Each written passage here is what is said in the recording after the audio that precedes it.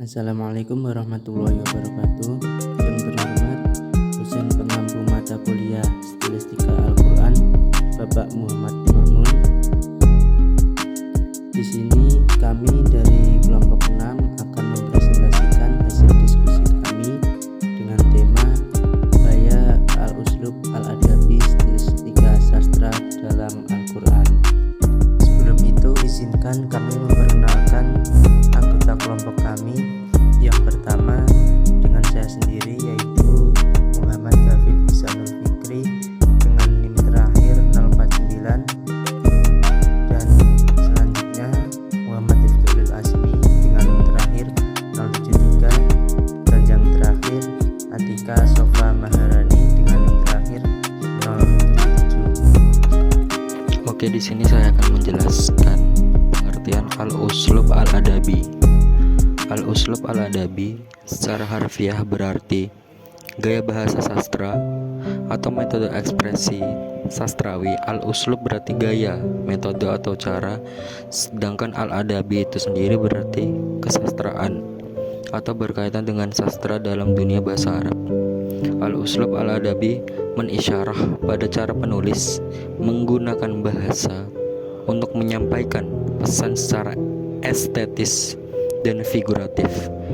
Tujuannya adalah menghasilkan karya yang menarik guna mengunggah perasaan dan berbagi makna untuk para pembaca.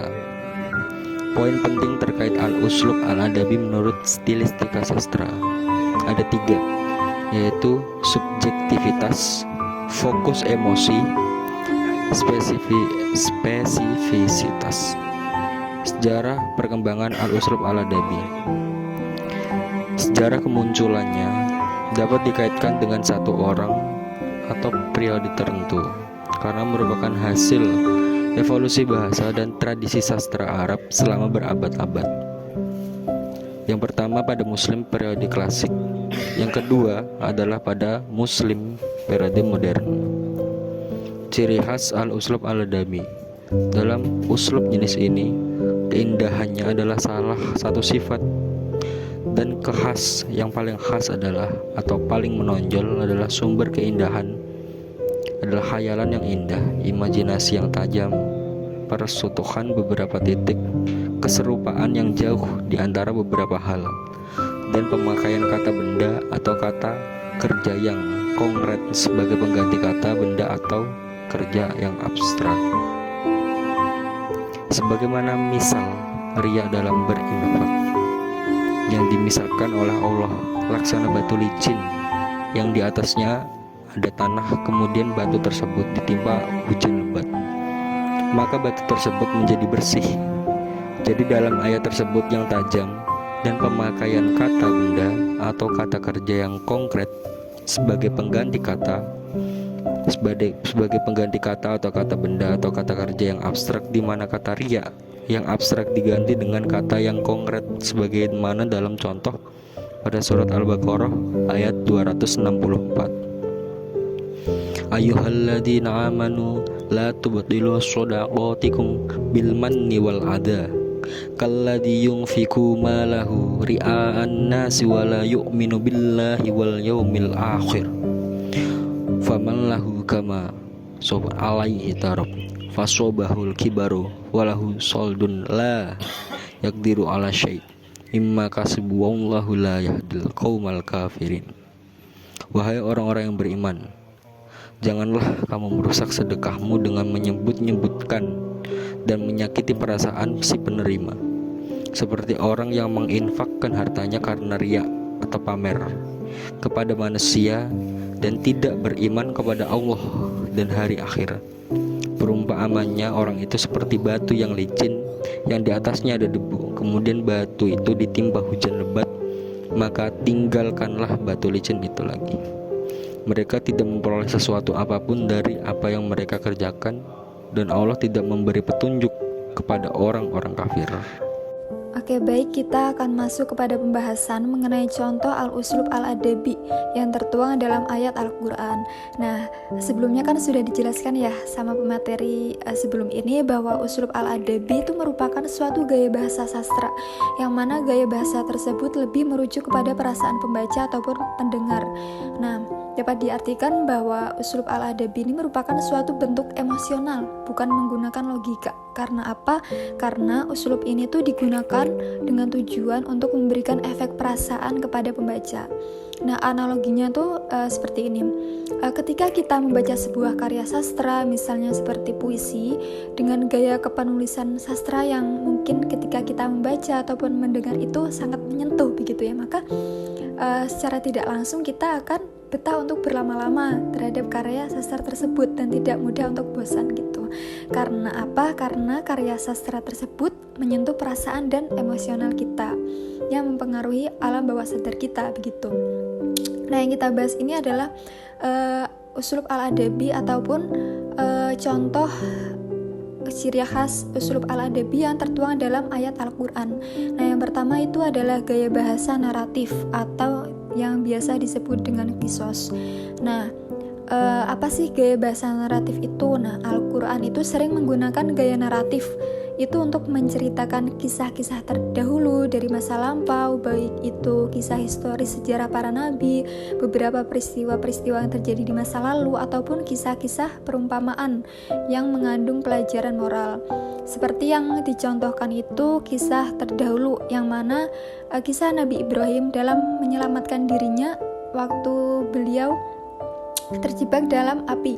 Nah, itu yang tercantum dalam Quran surat Al-Anbiya ayat 69 sampai ayat 70. Yang bunyinya itu Qulna ya narukuni bardam wa salaman ala Ibrahim wa aradu bi kaidan faj'alnahumul akhsarin. Yang artinya itu kami Allah berfirman, wahai api, jadilah kamu dingin dan penyelamat bagi Ibrahim. Dan mereka hendak berbuat jahat terhadap Ibrahim, maka kami menjadikan mereka itu orang-orang yang paling rugi. Nah, gaya bahasa yang digunakan ini adalah gaya bahasa yang menceritakan peristiwa-peristiwa di masa lampau, baik itu kisah historis para nabi, beberapa peristiwa di masa lalu, seperti itu ya. Nah, itu yang pertama, gaya bahasa naratif. Lalu yang kedua, itu merupakan gaya bahasa deskriptif atau wasf. Gaya bahasa ini merupakan gaya bahasa yang tertuang dalam Al-Quran, yang mana gaya bahasa tersebut menggambarkan tentang berbagai fenomena alam, seperti keadaan sosial ataupun kondisi spiritual. Nah, gaya bahasa deskriptif ini memiliki tujuan itu untuk menciptakan gambaran yang memukau bagi pembaca gitu. Contohnya itu yang tertuang dalam surat Ar-Rahman ayat 10 sampai 14 itu yang menggambarkan tentang ciptaan Allah seperti matahari, bulan, bumi, langit dan berbagai makhluk hidup seperti itu. Nah, untuk ayatnya bisa dilihat sendiri di surat Ar-Rahman ayat 10 sampai 14. Kemudian yang ketiga itu merupakan gaya bahasa pujian atau mat. Nah, gaya bahasa ini Al-Quran itu menggunakan gaya pujian itu untuk memuji sifat-sifat Allah, para nabi dan orang-orang yang beriman. Contohnya itu yang terdapat dalam surah Al-Fatihah ya ayat 1 sampai 7 yang di dalamnya itu merupakan bentuk pujian sifat-sifat Allah yang Ar-Rahman, Ar-Rahim itu yang maha pengasih, maha penyayang seperti itu. Kemudian lanjut kepada contoh yang keempat atau ciri khas yang keempat itu merupakan gaya bahasa persuasif atau yang disebut dengan itor. Nah, Al-Quran ini menggunakan gaya bahasa persuasif dengan maksud apa? Dengan maksud itu untuk mengajak pembaca agar mempertimbangkan dan mengikuti ajaran-ajaran yang terkandung dalam teks tersebut. Nah, contohnya itu yang tertuang dalam surat Al-Baqarah ayat 21 sampai 25, yang mana di dalam surat tersebut itu terdapat gaya bahasa yang mengajak manusia untuk beriman kepada Allah dan mengikuti petunjuknya serta memberi peringatan bagi orang-orang yang tidak beriman seperti itu. Kemudian yang kelima itu contoh gaya bahasa retoris atau balaghah. Nah, Al-Quran ini menggunakan gaya bahasa balaghah atau retoris ini untuk meningkatkan keindahan bahasa dan kekuatan pesan moral yang disampaikan atau pesan yang disampaikan dari ayat tersebut dalam Al-Quran gitu. Contohnya itu surat Al-Asr ayat 1-3, yang mana itu dalam ayat tersebut Allah memberi peringatan gitu bahwa nanti di akhirat, di dunia dan akhirat itu ada orang-orang yang merugi kecuali mereka yang beriman dan selalu mengerjakan amal perbuatan soleh. Nah, dalam gaya bahasa retoris ini mengajukan pernyataan atau menyampaikan pesan secara ringkas tapi bermakna gitu. 3 ayat tapi memiliki makna yang mendalam bahwa nanti di hari akhir, di hari kiamat, di akhirat itu ada orang yang merugi kecuali orang-orang yang beriman dan beramal soleh. Nah, yang terakhir, yang ke-6 ini merupakan gaya bahasa dialogis atau munazarah. Nah, Al-Quran itu sering menghadirkan dialog gitu loh, antara Allah dan manusia, antara nabi dan kaumnya, atau antara tokoh-tokoh dalam kisah-kisah yang disampaikan. Nah, contohnya itu seperti yang tertuang dalam surat Al-Kahfi ayat 19-26, yang mana pada ayat tersebut itu menceritakan tentang dialog antara Nabi Musa dengan seorang hamba Allah yang bijaksana gitu.